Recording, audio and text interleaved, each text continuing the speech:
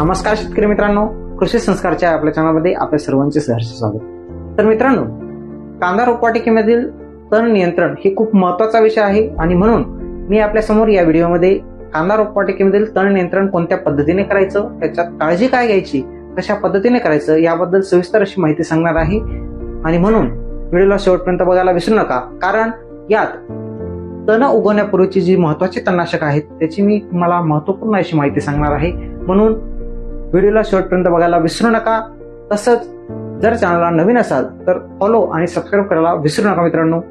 तर मित्रांनो, पहिलं तणनाशक आहे ज्याला केमिकल कंपोजिशन ज्याला म्हणतो आपण, ते म्हणजे ऑक्झिफ्लोरोक्विन, ज्याचं ब्रँड नेम बाजारात आपण डाऊ कंपनीचं म्हणजेच किंवा कोर्टेवा कंपनीचं ज्याला आपण गोल नावाने ओळखतो, किंवा विलूड कंपनीचं ऑक्झिगार्ड नावाने येत असतं, किंवा टाटा कंपनीचं हंचो नावाने येत असतं, किंवा क्रिस्टल कंपनीचं रोनाल्डो नावाने येत असतं। मित्रांनो, या चारांपैकी कोणतंही एक तणनाशक तुम्ही वापरू शकता, ज्यामुळे तुमच्या शेतातील म्हणजेच कांदा रोपवाटिकेमधील रुंद पानाची तणं 90 ते 100% कंट्रोल करायचं काम हे तणनाशक करतील। याची फवारणी करत असताना ज्या महत्त्वाच्या काळजी घ्यायच्या आहेत त्या मी तुम्हाला व्हिडिओमध्ये शेवटी सांगणारच आहे।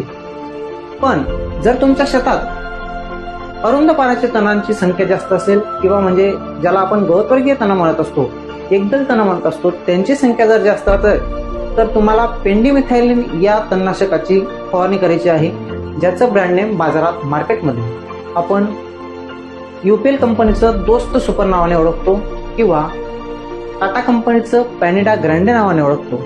यापैकी कोणतंही एक तणनाशक तुम्हाला घ्यायचं आहे, ज्याचं तुम्हाला 70 मिली प्रतिपंप अशी फवारणी करायची असते। आणि जर तुम्ही ऑक्झिफ्लोरोक्विनची फवारणी करत असाल तर एकास 1 मिली म्हणजे प्रतिपंप 15 ते 20 मिली अशी फवारणी तुम्हाला करायची आहे। पण यांची फवारणी करत असताना, कोणत्याही एक तणनाशकाची फवारणी करत असताना तुम्हाला काळजी जी घ्यायची आहे ती महत्वाची ऐकून घ्या मित्रांनो। प्रथम पेरणी केल्यानंतर, बियाण्याची पेरणी केल्यानंतर तुम्हाला ओलावा द्यायचा आहे जमिनीला, म्हणजेच एक हलकं पाणी द्यायचं आहे। हलकं पाणी दिल्यानंतर जमिनीत पुरेसा ओलावा असल्यावर तुम्हाला तणनाशकाची फवारणी करायची आहे।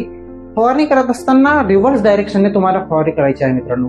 रिव्हर्स डायरेक्शन म्हणजे कसं, जर फवारणी करत असताना उलट दिशेने तुम्हाला चालत जायचं आहे, जेणेकरून तुमचा पाय ज्या ठिकाणी फवारणी केलेली असेल त्या ठिकाणी पडणार नाही, आणि जिथं पडणार नाही म्हणजेच जिथं पाय पडला तर तिथं जो आपला केमिकलचा थर असतो, जो थर तण उगवू देत नाही असा थर ब्रेक होत असतो, म्हणजे पाय ठेवल्यामुळे तो थर ब्रेक होऊ नये, आणि तो थर ब्रेक झाल्यामुळे त्या ठिकाणी तण उगवत असतात। आणि म्हणून रिव्हर्स डायरेक्शनने तुम्हाला फवारणी करायची आहे। रिव्हर्स डायरेक्शनने फवारणी केल्यामुळे 90 ते 100% तुम्हाला तण नियंत्रणावर तुम्हाला 100% हा रिझल्ट मिळू शकतो मित्रांनो। तर मित्रांनो, अशाच पद्धतीची तुम्हाला माहिती हवी असल्यास तर आपल्या चॅनलला सबस्क्राईब करायला विसरू नका। आणि आपले जे शेतकरी मित्र आहेत, जे कांदा रोपवाटिका सतत करत असतात, त्यांना हा व्हिडिओ शेअर करायला विसरू नका।